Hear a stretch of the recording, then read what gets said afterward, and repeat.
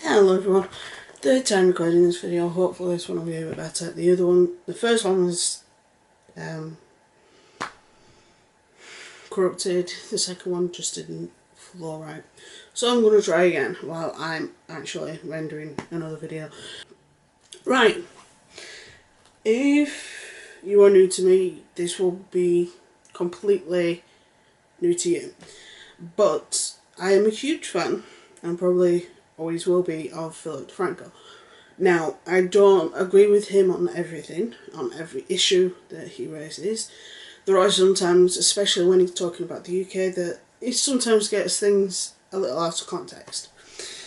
With that being said, I do respect him as a person, and I respect his attitude and his ability and his confidence, and his I've got 11 reasons as to why people respect Phil, and these are reasons why I respect him. And I'm not the only one. I think a large part of YouTube respects him as a businessman, as a man, as a father, and he has earned the trust of quite a few people, even if he doesn't see eye to eye with them. Right. Number one, he's a great businessman. He has created multiple channels and sold those channels to Discovery some years ago. He was able to buy back the main show, which is his show, which is the Philip DeFranco show, but unfortunately he wasn't able to buy back SourceFed, which they had already decided was going to be shut down. We don't know what conversations took place or whether or not it was ever on the cards for him to buy it back, but I doubt it. And he was able to draw in a lot of sponsorships and a lot of Patreons. And Phil is one of those instances where I agree with him. Where I agree with Patreon. He's running a business. It's not just a channel where you talk about other people or things like that I don't agree with. But in this instance, because he's running a channel of his own, and he has a lot of people's respect as a result, and as a result of him being a brilliant businessman, that's one way around why people say, yeah, I can respect him. He made millions when he sold the channels to Discovery. I think it did cost him to buy it back, but obviously we're not involved in his inner financial workings, so I'm not going to go there. But at the end of the day, he's a brilliant businessman. He did it before, and he's in the process of doing it again. Number two, he stands up to YouTube. We saw this with the Casey Neistat video, where Casey was planning on donating the AdSense money from a video to the victims of the shooting in Vegas, but unfortunately, I'll link the video about that up above, and Jimmy Fallon's video on the same topic. Not Jimmy Fallon's, Jimmy Kimmel's video on the same topic had about ads on. So he called YouTube out for that.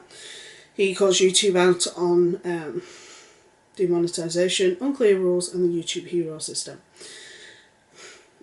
He does it on a regular basis, and he gets demonetized for it. He isn't afraid to cover or say what he wants. Now because he's no longer owned by Discovery, he's able to cover what he wants, because he's also not controlled by an MCM, which most channels, particularly over a certain number of subscribers, is controlled by an MCM. And sometimes they will say, well, we don't really like you talking about that, or we don't really like you doing videos on that. He doesn't have either of those. The only people he answers to are the people that watch him, and the people that are part of his Patreon. And even then, a lot of the time, because they believe in what he's doing in the long run, even if he doesn't agree with them, even if they don't agree with him, they're just like, yep. He's now financially, essentially, within his own bubble to do what he wants. And if he does get demonetized because he knows a large percentage of his videos does, that's why he earns money using promotion, sponsors and so on. And also, he's actually said that if any of his sponsors tried to pull the same thing, he'd say no, bye. So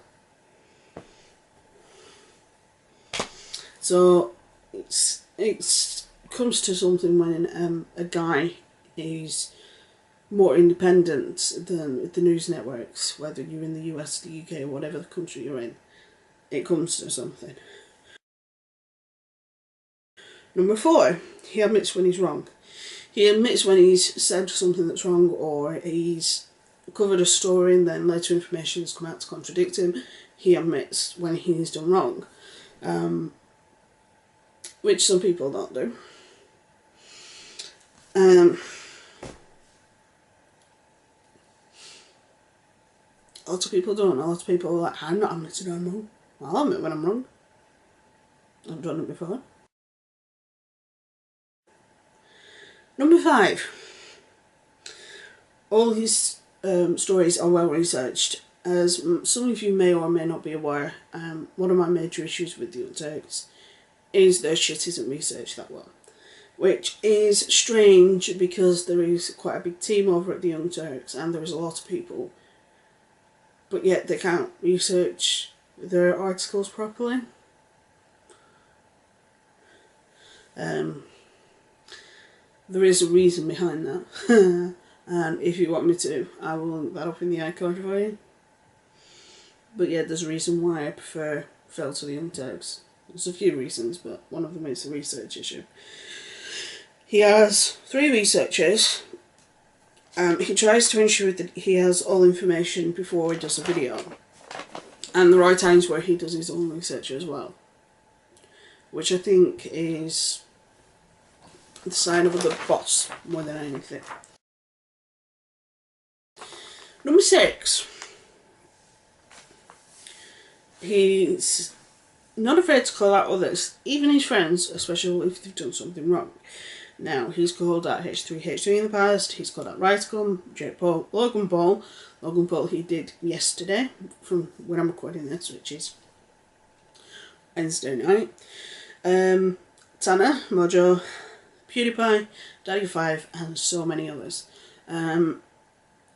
He's always said that even if they're his friends, he will call them out. But he will get in touch with them before the video is released and say, look, I've covered this story, this is what I've said, so that they know before it comes out. And there are instances where people say, yeah, but he doesn't do this. How does he choose what stories he does? It's like, well, sometimes it's just something that he believes in, and other times it's just what we want him to cover. So, but he is willing to call out people that on the platform, even the biggest person on the platform, which a lot of people won't do. And he will call anybody out that needs to be called out, which I have to say I respect him for. Number 7. He usually gives the facts and then his opinions. The only exception is when he does douchebag of the day. And 9 times out of 10 with douchebag of the day, we all actually understand why he calls them a douchebag. Most of the time he'll say, right, this is the fact, and then he'll say, and now here's my thoughts on this. He presents it in a well-rounded way, whereas if you, and I'll keep comparing them, but they're the only 2 channels that you can really compare with each other. If you compare it to the Young Turks, where Cenk literally does nothing but rant for 2 hours, and he manages to turn anything onto a political point or a political ideal, and it's like, what the hell's going on with you, Cenk? Have you got a brain cell? You only need one to tell you that you're acting like an idiot. Whereas it's very rare for Phil to get mad on camera. The only exception that I've seen, I don't know if everybody saw it, but when he did the initial story on the Daddy of 5 situation, I could see the anger and the pain in his face because of how hard it was to cover that story. As he was a father of 1 at the time, and that story I think just made him sick, and I could understand it. So, number 8. He admits that he wasn't the best person on the planet when he was younger. He admits that he was a douchebag and that he was a prat when he was younger. And people said to him, it's like people try and attack him and say, oh, you've said this in the past, you've said that in the past. And he'll say, yeah, and your point is, that was me like 10, 15, that was me 10 years ago. He refuses to take down the videos because lots of people said to him, well, why don't you take down the videos? And he says, well, there's no point, because then I just get accused of hiding things. And it's one of those things that he's grown over the last 10, 11 years. And he's grown into the businessman, the father, the husband, the friend, and the genuine person that he is now. Number 9, he's a family guy. He has 2 adorable little boys and his wife, who he adores. And he actually says his wife is one of the reasons why he's no longer the person he used to be, which I think is, oh, it's heart-melting. And they seem so happy. They seem unbelievably happy. And he's happy now. He was happy with 1 child, he's happy with 2. And the 2 of them make your heart melt. They really do make your heart melt. Number 10, he's respected by a lot of larger YouTubers. We're talking, as well as some of us baby YouTubers as well. We're talking Jenna Marbles, Casey Neistat, Just Kidding Crew, The Gabby Show. Jenna always says that she has a high level of respect for Phil, and that she will always respect him, as does Julian. Casey, even though the two don't always see eye to eye on things, because I don't think Phil can believe that Casey's been as naive as he is. I'll leave that video up in the iCard with relation to the whole CNN thing. But even though they don't see eye to eye, Casey still respects Phil for, you know, actually saying you might be in for a shot. You know, he's I think he's humbled by the fact that Phil is trying to, you know, give him a bit of advice. Whether Casey sexy is another matter, but there you go. The JK crew, when they covered the Daddy of 5 situation, they said, well, Tiff was telling the story, and she said when Philip DeFranco made the video, and I heard, I think it was 2 or 3 of the guys said, he's a nice guy, I respect him. Think about that.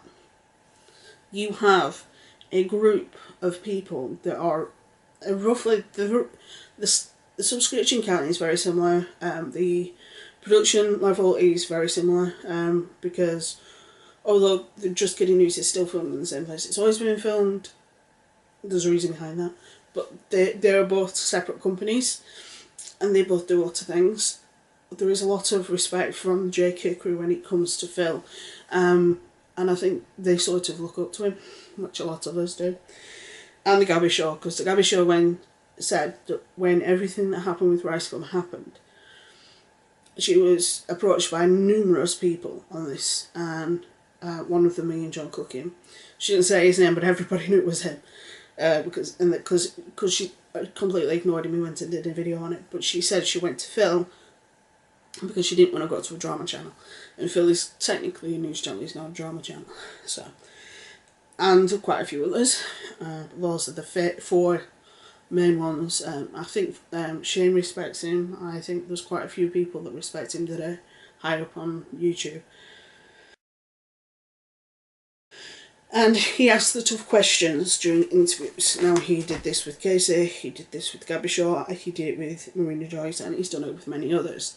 And these people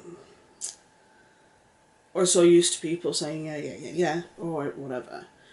And for him to actually ask the questions is definitely a testament to who he is. He doesn't shy away from controversial issues or controversial questions. His whole channel is about taking risks. He's always taking risks, whether it's with content, whether it's with being completely independent like he is now. We'll just have to wait and see. Other factors. He's fair, honest, respected, trusted, and he seems to be a very decent man. Now, although the history of the UK and the US are very intertwined, I'm going to get to a point in a sec, don't worry. Although the two are very intertwined, a lot of the cultures differ. The way Americans feel about guns is the way the British feel about tea. If you don't believe me, go and watch Daz Games, you'll understand what I mean. And there are some times that, because Phil's American, when something happens and it's relating to Britain, he doesn't always get the full gist.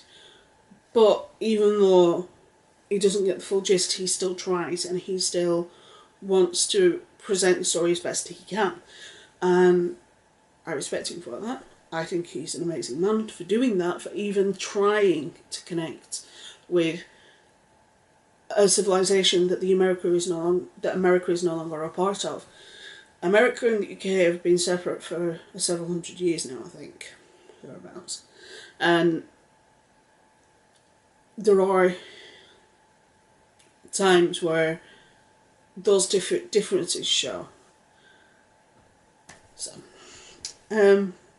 but yeah, those are the main reasons why people respect Phil, and probably always will. But one of my main reasons for why I respect him is his honesty. He's always honest, he's always truthful, and he's always respectable. He's a decent guy, and I will leave his channel link above so that you can go and check him out if you're not. If you are completely unaware of who Philip DeFranco is, you need to make yourself aware. The whole Daddy of Five thing kicked off because of Phil. Not also another person who says, she's the reason why the kids got taken off. No, bitch. I'm not even going to get to that topic because she makes my blood boil. Anyway, with that being said, stay safe, be good, have fun, and I will see you very shortly.